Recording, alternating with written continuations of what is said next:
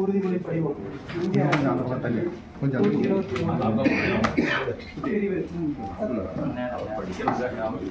மாமிரு சக்கரவர்த்தி என்னும் நான் தமிழ்நாடு சட்டப்பேரவையில் உள்ள இடம் ஒன்றை நிரப்புவதற்கு வேட்பாளராக நியமிக்கப்பட்டுள்ளதால் சட்ட விதிகளுக்கிணங்க நிறுவப்பட்டுள்ள இந்திய அரசமைப்பின் பால் உண்மையான நம்பிக்கையும் கட்டுப்பாடும் கொண்டிருப்பேன் என்றும் இந்திய நாட்டின் முழு முதல் ஆட்சியமைப்பையும் ஒருமைப்பாட்டையும் நிலைநிறுத்துவேன் என்றும் ஆண்டவன் மீது சூளுரைத்து உறுதி கூறுகிறேன்.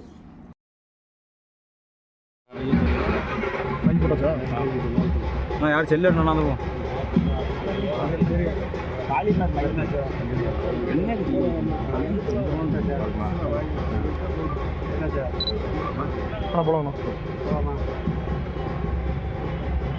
திராவிட முன்னேற்ற கழகத்தின் தலைமையில் இருக்கிற மதசார்பற்ற வேட்பாளராக இன்றைக்கு மேட்டூர் சட்டப்பேரவை தொகுதிக்கான தேர்தலில் கழகத்துடைய வேட்பாளர் மதசார்பற்ற வேட்பாளர் மிதுன் சக்கரவர்த்தி அவர்கள் வேட்புமனுவை தாக்கல் செய்ய வருகிறார்.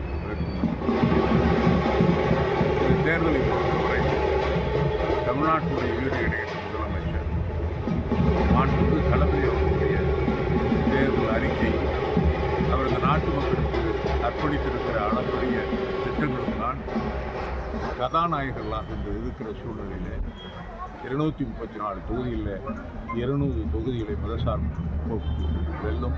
அதில் மேட்டூர் சட்டப்பேரவையில் மிகப்பெரிய பெரும்பான்மையோடு வெற்றி பெறும்.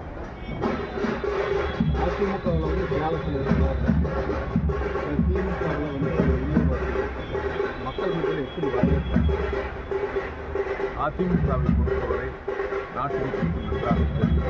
10 ஆண்டு கால ஆட்சியும் இன்றைக்கு இருக்கிற அண்ணன் தளபதி திராவிட முன்னேற்ற ஆட்சியை பார்க்கிறபோது நாட்டு மக்கள் மிகவும் திருப்திகரமாக இருக்கிறது. எல்லா மட்டத்திலும் தொழிலாளிகளாக, விவசாயிகளாக, நெசவாளர்களாக, பெண்களாக அவர் அளித்திருக்கிற திட்டங்களாலே மிகப்பெரிய வரவேற்பு கொடுத்திருக்கிறார். 45 ஆண்டு கால அரசியல் வாழ்க்கையில் நான் இருக்கிறேன். பல தேர்தல்கள் இந்த அளவுக்கு வரவேற்பை பார்க்கிறேன்.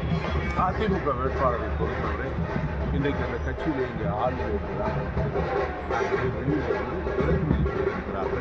இந்த தொகுதி மக்கள் அப்படி அதிமுக வேட்பாளரை பார்க்க வேண்டும் என்று சொன்னால் சேலத்தில் தான் அதிமுக பொதுச்செயலர் எடப்பாடி பழனிசாமி தொடர்ந்து முதல்வர் மீது சொல்லி